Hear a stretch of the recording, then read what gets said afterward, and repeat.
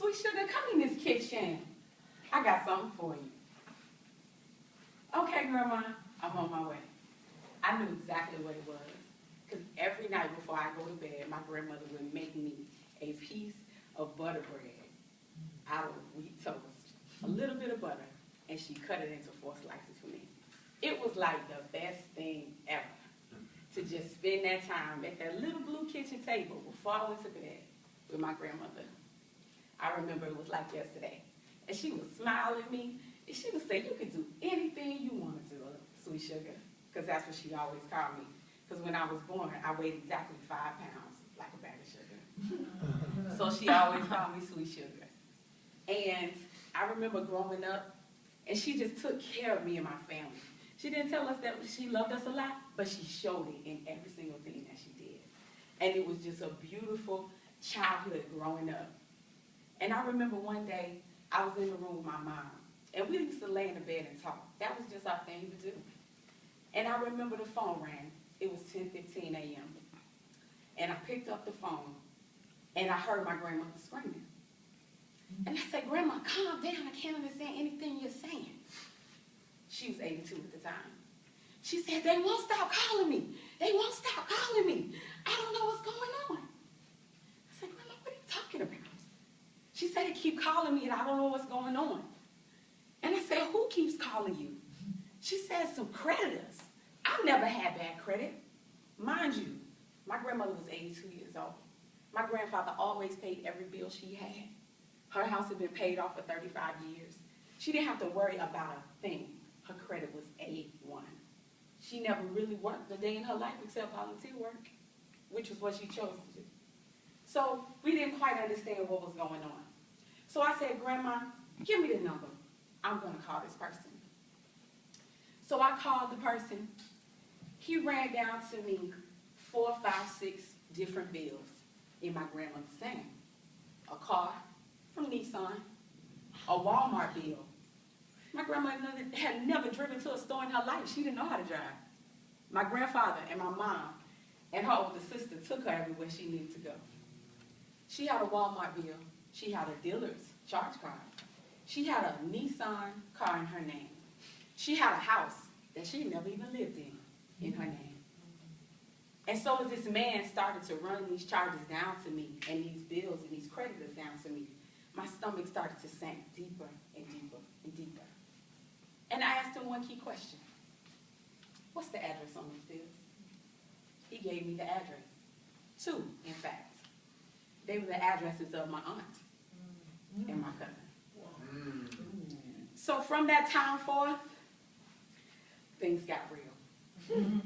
And so I wrote down every single thing that he said, every bill, every charge, every address, every identity, every name that he gave me on the phone that day. Mind you, based on a Privacy Act, he was not supposed to do this.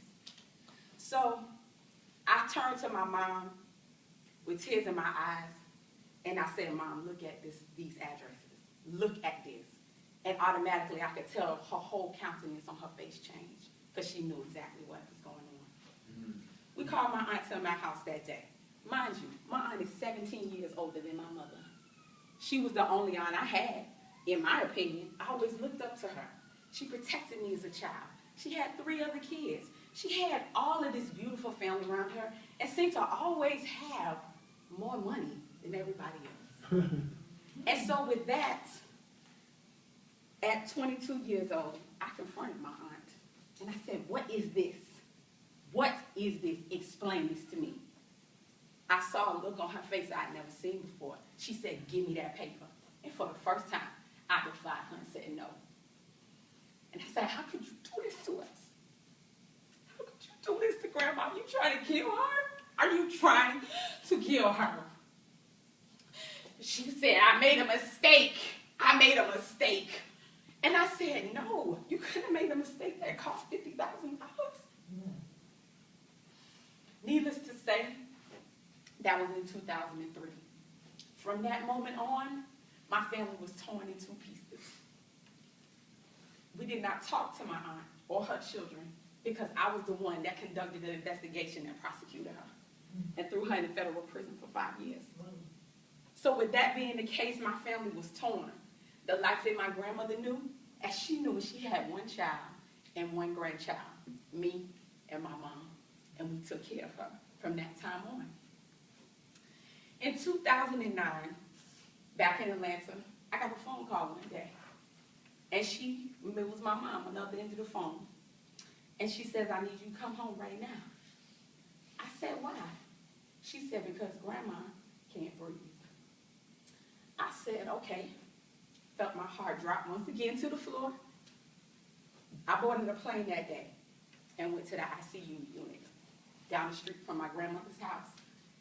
And as I walked into the room, I heard machines, and I heard a breath louder than hers.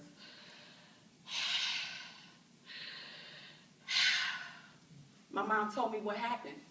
She'd been going in and out of consciousness the entire time. And when I walked into that room, she was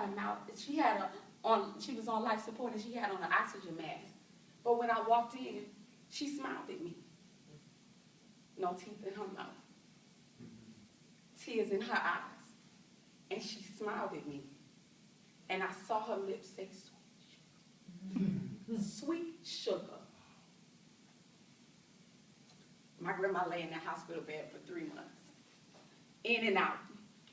Sometimes on life support, if she was having a good day, they turned life support off because she was having a good day. And so I flew between Florida and Atlanta, back and forth, working, but making sure that Grandma never missed the opportunity to see her sweet sugar. I went home one day, and I immediately went to the hospital. And I sat by my grandmother's bed, and I had just gotten off the phone with my brother, my younger brother, and he said something to me.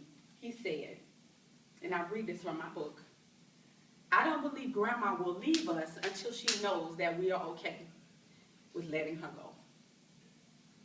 From that day on, that stuck with me, because as my grandmother lay there unconscious, I grabbed her hand and I said, Grandma, it's okay.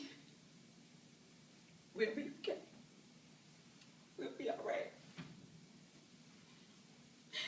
So I told her that we'd be okay.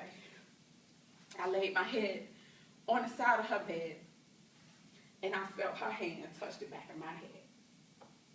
And so I stayed in that position for maybe about 45 minutes to an hour, just grieving and releasing my grandmother. I went home the next day. That evening.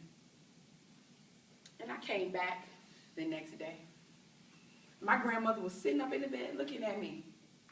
No oxygen mask or anything. I said, hey, Grandma. And she smiled at me. And she said, hey, sweet sugar. And so me and my mom, we stood on either side of her bed. And we prayed with her. And we sang a little bit. Because my grandma always liked to sing. She had an organ in her den. Who has an organ in their den?